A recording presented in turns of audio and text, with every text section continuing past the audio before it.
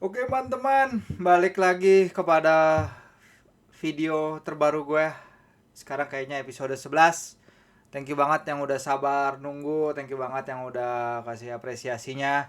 Emang hari ini lagi weekend, lagi padat banget semuanya, lagi banyak siaran, banyak juga kegiatan lain di luar pekerjaan utama juga. Gue juga lagi berat-beratnya, jadi thank you yang udah sabar. Emang gue pingin sebenarnya ngasih videonya lebih seminggu 2 kali lah target gue awal. Jadi kalau bisa tiap hari lebih bagus, tapi sekarang seminggu 2 kali dulu.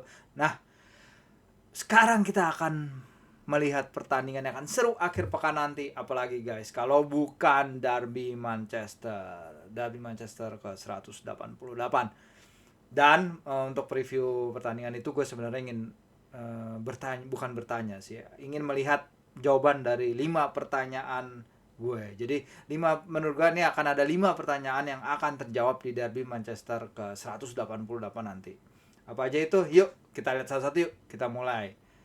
Pertama, bisakah Martinez dan kawan-kawan hentikan kehebatan Holland? Sehebat apa sih Holland? Ya luar biasa lah, kalian udah pada tahu lah semua. Holland udah 11 gol musim ini, udah 2 hat-trick di EPL.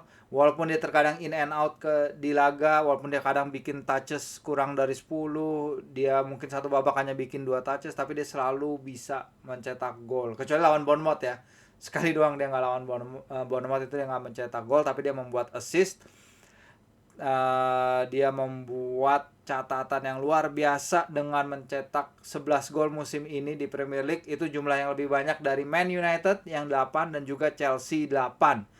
Dan dia mencetak gol lebih banyak dari tim-tim di bawah peringkat ke-10 EPL. Apalagi Wolves dan West Ham itu masing-masing hanya mencetak 3 gol. Jadi Wolves dan West Ham digabung pun hanya bisa menyamai setengah torehannya Holland. Nah, masalahnya kalau kita lihat di lini pertahanan Man United, yang akan menghadapi dia nanti adalah Rafael Varane yang belum pernah menghadapi dia sebelumnya. Nah, Lisandro Martinez tapi tandemnya itu pernah sekali saat Ajax yang juga diasuh oleh Erik ten Hag menang 4-0 atas Dortmund.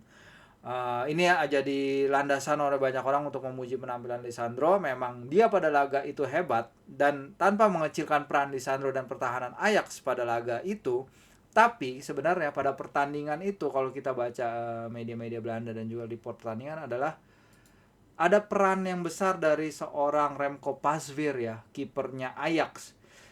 Yang ketika itu dia bisa menahan 3 tembakan Holland dan membuat Holland keluar tanpa gol. Dia bahkan mendapat salah satu rating buruk pada laga itu dari sebuah website, saya lupa site-nya, nanti saya lihat lagi.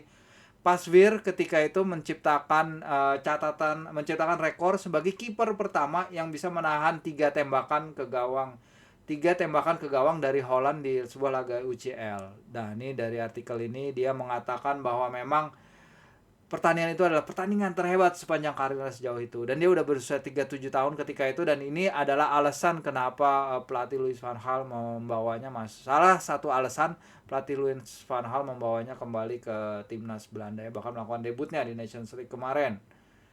Oke guys, kita sekarang lanjut ke alasan kedua. Pertanyaan kedua, alasan lagi. 6 pemain Man United bisa melakoni debut di Derby Manchester. Apa efeknya ini terhadap tim? 6 pemain Man United bisa menjalani debut, itu termasuk Rafael Varane yang tahun lalu nggak main, dia 2 kali di Derby karena cedera. Tentu saja ada Lisandro, ada Anthony, ada Eriksen, ada Casemiro, ada Tyrell Malaysia. Potentially semua bisa bermain pada laga tersebut.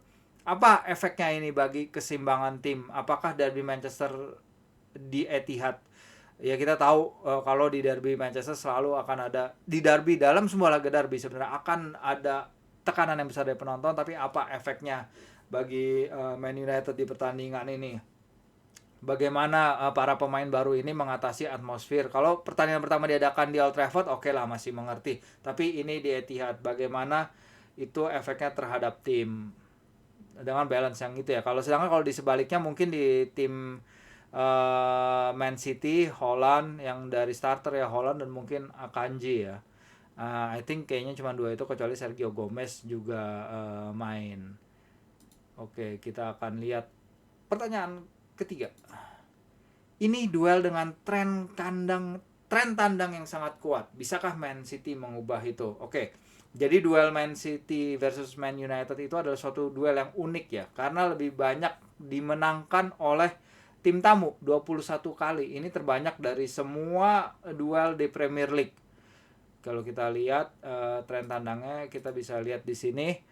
Oke, itu kita bisa lihat emang pertandingan terakhir di Etihad emang dimenangkan oleh City dengan skor 4-1, tapi kayaknya ya itu Man United yang lagi low moral banget di bawah Ralf Rangnick ya. Kalau kita lihat emang lebih banyak tim tandang yang menang dalam pertandingan ini. Nah, sekarang ini Man United lagi menang 4 laga beruntun, termasuk lawan Liverpool dan lawan Arsenal yang sang pemuncak klasemen. Akankah tren tandang ini berlanjut? Pertanyaan menarik. Bisa nggak City memecahkan kutukan kandang dalam sebuah derby Manchester ini?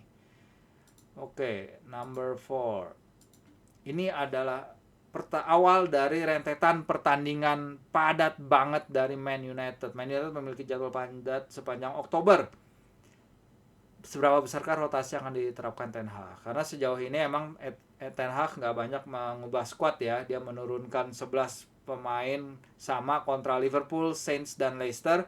Tapi dia hanya melakukan satu pergantian versus Arsenal. Nah, kalau kita lihat jadwalnya, ini adalah jadwal Man United sepanjang Oktober. Kalau kita bisa lihat gimana sih nunjuknya. Ini dia. Dimulai dengan derby Manchester, habis itu akan menghadapi Omonia Nicosia, ya pasti akan ada rotasi di situ. Everton, habis itu menghadapi Nicosia lagi. Kemudian big match melawan tim saya, Newcastle United.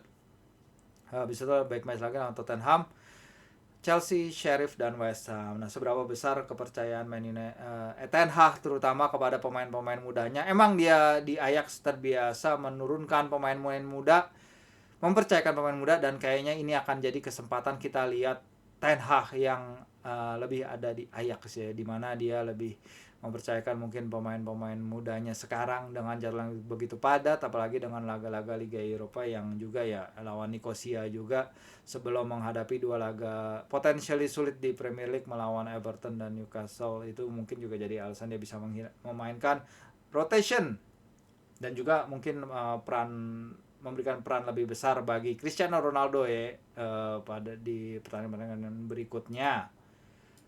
Oke, yang kelima adalah bisakah Man United dan Man City menghilangkan momen-momen kelemahan mereka? Nah, oke, ini kita sebenarnya ya Ten Hag itu kan pernah pernah bekerja sama lah di satu klub bersama Pep. Jadi waktu itu Ten Hag jadi pelatih Bayern Munchen 2 di saat Pep jadi pelatih tim utama. Ten Hag dikatakan belajar dari metode-metode Pep.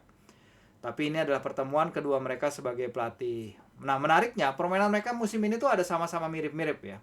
Mirip-mirip dalam artian adalah dalam kemenangan beruntun 4 kalinya Man United itu, ada momen-momen di laga di mana mereka terlihat vulnerable, terlihat shaky.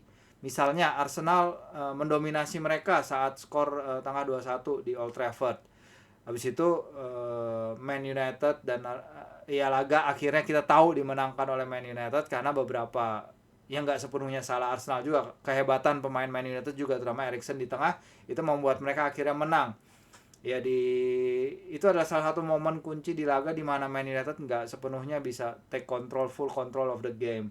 Nah, Man City pun sama. Mereka tuh sempat tertinggal 1-3 lawan Newcastle, mereka sempat tertinggal 0-2 lawan Crystal Palace sebelum the genius of their players dan strategi yang tepat dari sang pelatih menyelamatkan kedudukan. Bahkan nih mereka juga ditekan loh guys oleh Wolves yang waktu itu bermain dengan 10 orang, walaupun mereka udah leading 2-0, mereka perlu gol dari Phil Foden untuk memastikan kemenangan. Dan sebelum ini mereka juga ditahan oleh satu-satu oleh Aston Villa. Nah, bisakah penyakit ini dihilangkan oleh kedua tim? Nah, itu akan menjadi pertanyaan menarik. Oke, jadi ini rangkumannya guys. Kecil ya, 5 pertanyaan yang akan terjawab. Bisakah Martinez dan kawan hentikan kehebatan Holland? 6 pemain Man United akan melakukan debut. Apa efek terhadap tim? Ini duel dengan tren tandang kuat. Bisakah Man City menghentikan tren itu? Man United memiliki jadwal padat Oktober. Rotasi akan seperti apa? Apakah dimulai dari pertandingan ini? Kayaknya enggak. Tapi pasti akan ada persiapan menghadapi laga-laga berikutnya. Dan terakhir, bisakah Man United dan Man City menghilangkan momen-momen kelemahan mereka? Oke guys, itu sekian dulu rangkuman dari gue. Thank you banget yang udah nonton, thank you banget yang udah subscribe. Jangan lupa klik subscribe dan lain-lain, share juga kalau menarik ya guys. Thank you banget, dan ini pasti akan jadi a wonderful game dan luar biasa banget.